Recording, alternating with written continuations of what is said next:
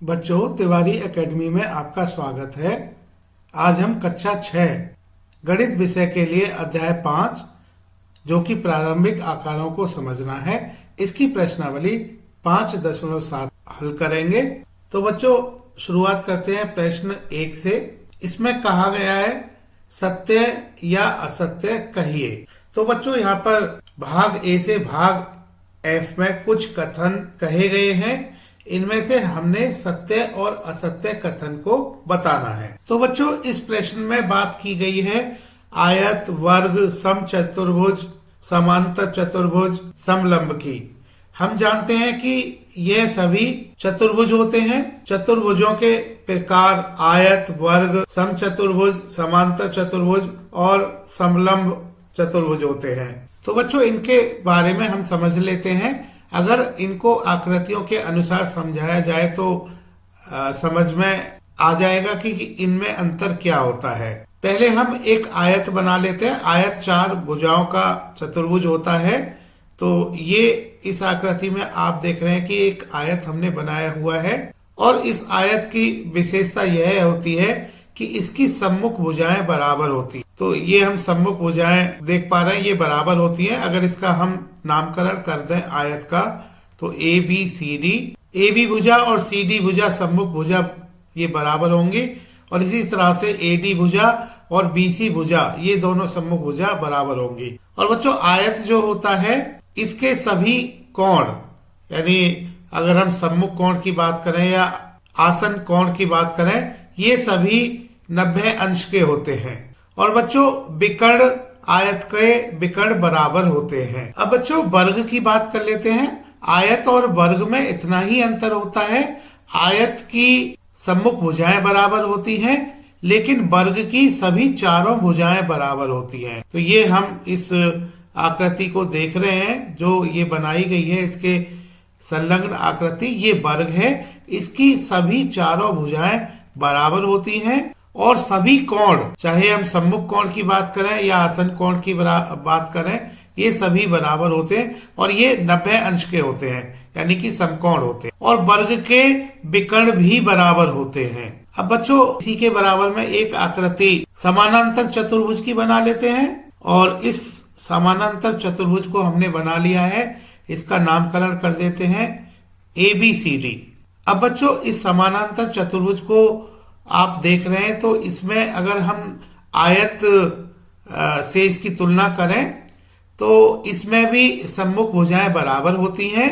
ये सम्मुख भुजाएं ए बी और डी सी ये बराबर हैं और दूसरी सम्मुख भुजाओं का युग्म ए डी और बी सी बराबर है। तो ए बी बराबर डी सी और ए डी बराबर बी सी, ये सम्मुख भुजाएं बराबर हैं समानांतर चतुर्भुज की। और बच्चों, सम्मुख कोण तो बराबर होते हैं। सम्मुख कोण, कोण ए बराबर कोण सी होगा और कोण डी बराबर कोण बी होगा, लेकिन सभी कोण 90 अंश के नहीं होते। आसन कोण बराबर नहीं होते और सभी कोण 90 अंश के नहीं होते।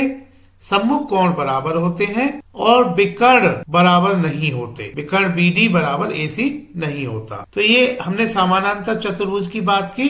अब अगर इस समानांतर चतुर्भुज के सभी भुजाएं बराबर हो जाएं तो उसको समचतुर्भुज कहते हैं। ये हम इस समचतुर्भुज को हमने यहाँ पर बना लिया है। इसकी चारों भुजाएं बराबर होंगी। इसका नामकरण कर देते हैं पी क्यू आर एस। तो चारों भुजाएं पी क्यू बराबर क्यू आर बराबर एस आर बराबर पी एस होगा। तो ऐसा समानांतर चतुर्भुज जिसकी सभी भुजाएं बराबर होती हैं समचतुर्भुज कहा जाता है। बच्चों, इसके भी सम्मुख कोण तो बराबर होंगे। कोण पी कोण आर के बराबर होगा, कोण एस कोण क्यू के बराबर होगा। और बच्चों, सभी कोण बराबर नहीं होंगे, केवल सम्मुख कोण बराबर होंगे। और जो विकर्ण होंगे ये बराबर नहीं होंगे। विकर्ण एस क्यू बराबर नहीं होगा विकर्ण पी आर के। अब एक और चतुर्भुज की बात कर लेते हैं जो कि समलंब होता है। इसकी आकृति से इसको समझेंगे।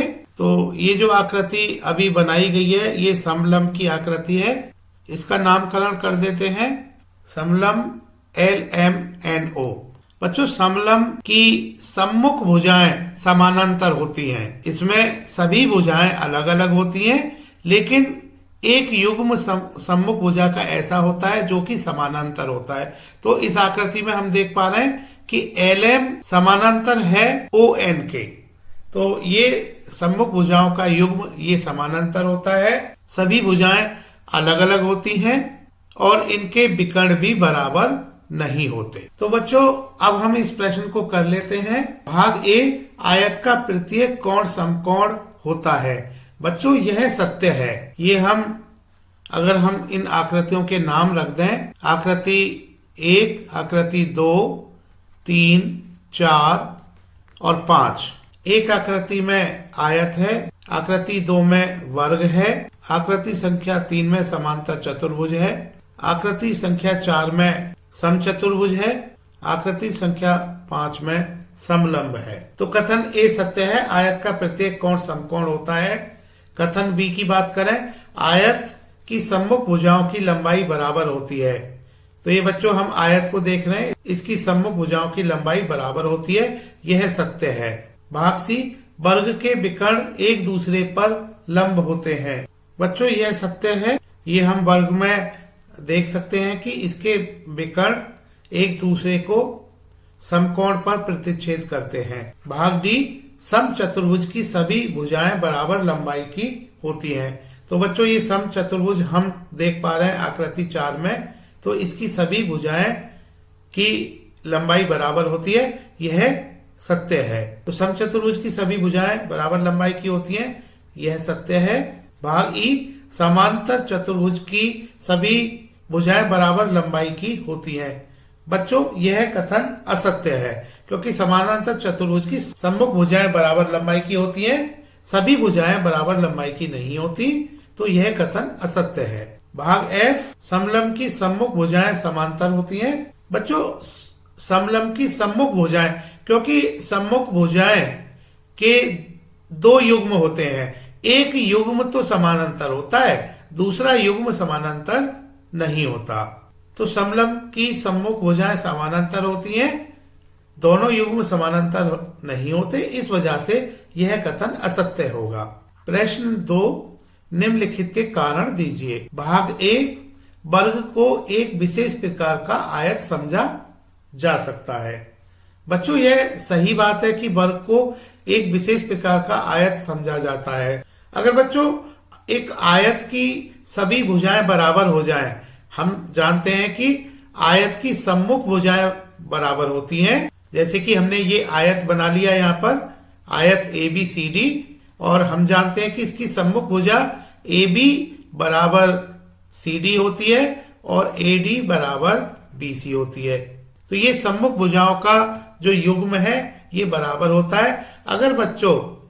अगर इन सभी भुजाओं को बराबर कर दिया जाए, इस आयत की सभी भुजाओं को बराबर कर दिया जाए, AB बराबर CD बराबर AD बराबर BC अगर कर दिया जाए, तो ऐसे आयत को हम वर्ग कहते हैं, क्योंकि ये एक वर्ग बन जाएगा, सभी भुजा इसकी बराबर हो जाएंगी। और ऐसा करने से, क्योंकि सभी कोण, सम्मुख कोण या आसन कोण, सभी कोण बराबर तो होंगे ही, आयत में भी ये बराबर होते हैं, आयत के विकर्ण बराबर होते हैं। तो यहाँ पर वर्ग के सभी कोण 90 अंश के होंगे, आयत के भी थे, आयत के विकर्ण बराबर थे, वर्ग के भी विकर्ण बराबर हैं। तो वर्ग को हम आयत कह सकते हैं। ऐसा आयत जिसकी सभी भुजाएं बराबर हैं, वर्ग हो जाता है। तो वर्ग एक विशेष प्रकार का आयत समझा जा सकता है। तो वर्ग एक विशेष प्रकार का आयत मतलब वर्ग ऐसा आयत है जिसकी सभी भुजाएं बराबर हैं। तो यह सही है कि वर्ग को एक विशेष प्रकार का आयत समझा जा सकता है, क्योंकि सभी कोण समकोण होते हैं और सम्मुख भुजाएं बराबर होती हैं। भाग बी, आयत को एक विशेष प्रकार का समांतर चतुर्भुज समझा जा सकता है। समांतर चतुर्भुज की सम्मुख भुजाएं बराबर होती हैं और समांतर होती हैं, तो ऐसा आयत में भी है, इसकी सम्मुख भुजाएं बराबर हैं और समांतर हैं। तो हम आयत को एक विशेष प्रकार का समांतर चतुर्भुज कह सकते हैं। आयत को एक विशेष प्रकार का समांतर चतुर्भुज समझा जा सकता है, यह सही है, क्योंकि सम्मुख भुजाएं बराबर और समांतर होती हैं। भाग सी, वर्ग को एक विशेष प्रकार का समचतुर्भुज समझा जा सकता है। तो बच्चों समचतुर्भुज। समचतुर्भुज जिसकी चारों भुजाएं बराबर होती हैं और सम्मुख भुजाएं समांतर होती हैं। तो ये हम अगर इसको तुलना करें वर्ग को और समचतुर्भुज को, तो वर्ग में सभी कोण 90 अंश के होते हैं, लेकिन समचतुर्भुज में सभी कोण 90 अंश के नहीं होते। हाँ, हम वर्ग को एक विशेष प्रकार का समचतुर्भुज कह सकते हैं। समचतुर्भुज को वर्ग नहीं कह सकते। वर्ग को समचतुर्भुज एक विशेष प्रकार का समचतुर्भुज समझा जा सकता है, क्योंकि जो विशेषता समचतुर्भुज में होती है वह वर्ग में भी होती है। वर्ग में सम्मुख भुजाएं समांतर और बराबर होती हैं। वर्ग की सभी भुजाएं बराबर होती हैं। समचतुर्भुज की भी सभी भुजाएं बराबर होती हैं। सम्मुख भुजाएं वर्ग की समांतर होती हैं। समचतुर्भुज की भी सम्मुख भुजाएं समांतर होती हैं। तो इस वजह से वर्ग को विशेष प्रकार का समचतुर्भुज समझा जा सकता है। और दूसरा, अगर विकर्ण की बात करें, वर्ग में और समचतुर्भुज में विकर्ण एक दूसरे पर लंब होते हैं। तो वर्ग को एक विशेष प्रकार का समचतुर्भुज समझ सकते हैं क्योंकि इसकी चारों भुजाएं बराबर होती हैं और विकर्ण एक दूसरे पर लंब होते हैं। भाग डी, वर्ग, आयत, समचतुर्भुज और समांतर चतुर्भुज में से प्रत्येक एक चतुर्भुज भी है। बच्चों, हम जानते हैं कि चतुर्भुज क्या होता है। चतुर्भुज एक ऐसा बहुभुज होता है जिसकी 4 भुजाएं होती हैं। तो वर्ग में भी 4 भुजाएं होती हैं, आयत में 4 भुजाएं होती हैं, समचतुर्भुज में 4 भुजाएं होती हैं, समांतर चतुर्भुज में भी 4 भुजाएं होती हैं। तो इन सभी को हम कह सकते हैं कि ये सभी चतुर्भुज हैं। तो वर्ग, आयत, समचतुर्भुज और समांतर चतुर्भुज में से प्रत्येक एक चतुर्भुज भी है क्योंकि इन सभी में 4 भुजाएं होती हैं। भाग ई, वर्ग एक समांतर चतुर्भुज भी होता है। वर्ग को एक समांतर चतुर्भुज हम कह सकते हैं क्योंकि वर्ग की सम्मुख भुजाएं बराबर होती हैं और सम्मुख भुजाएं समांतर होती हैं। और ऐसा समांतर चतुर्भुज में भी होता है। समांतर चतुर्भुज की सम्मुख भुजाएं समांतर होती हैं और सम्मुख भुजाएं बराबर होती है। तो इस वजह से वर्ग को एक समांतर चतुर्भुज कह सकते हैं। तो वर्ग एक समांतर चतुर्भुज भी होता है क्योंकि सम्मुख भुजाएं बराबर और समांतर होती हैं। अब बच्चों, यहाँ पर ये ध्यान रखना जरूरी है कि ये जो कथन कहे गए हैं इनका उल्टा कथन सत्य नहीं है। जैसे कथन ए में कहा गया है, वर्ग को एक विशेष प्रकार का आयत समझा जा सकता है। तो वर्ग को तो हम आयत समझ सकते हैं, लेकिन आयत को वर्ग नहीं समझ सकते। इसी प्रकार से भाग बी में आयत को एक विशेष प्रकार का समांतर चतुर्भुज समझा जा सकता है, सही है, लेकिन समांतर चतुर्भुज को एक विशेष प्रकार का आयत हम नहीं कह सकते। भाग सी में वर्ग को एक विशेष प्रकार का समचतुर्भुज समझा जा सकता है, बिल्कुल ठीक है, लेकिन समचतुर्भुज को हम वर्ग नहीं कह सकते, विशेष प्रकार का वर्ग नहीं कह सकते। इसी तरह से डी में वर्ग, आयत, समचतुर्भुज और समांतर चतुर्भुज में से प्रत्येक चतुर्भुज है।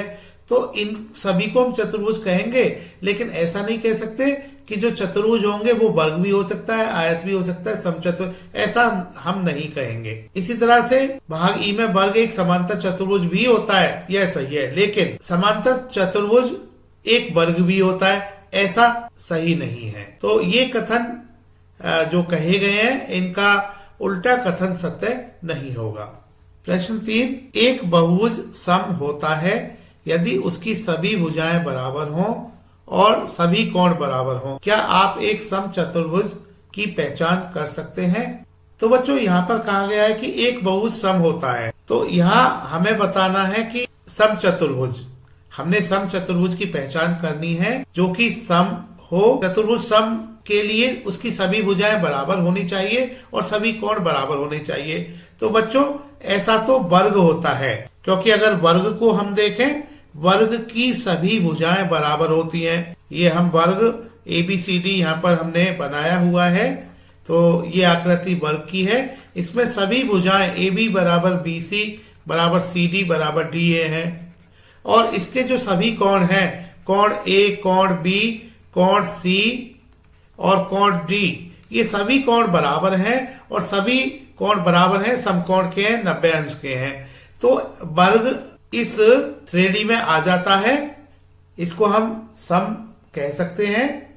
तो वर्ग एक समचतुर्भुज होता है क्योंकि इसकी सभी भुजाएं बराबर हैं और सभी कोण बराबर हैं। तो वर्ग एक समचतुर्भुज होता है। बच्चों, तिवारी एकेडमी देखने के लिए धन्यवाद।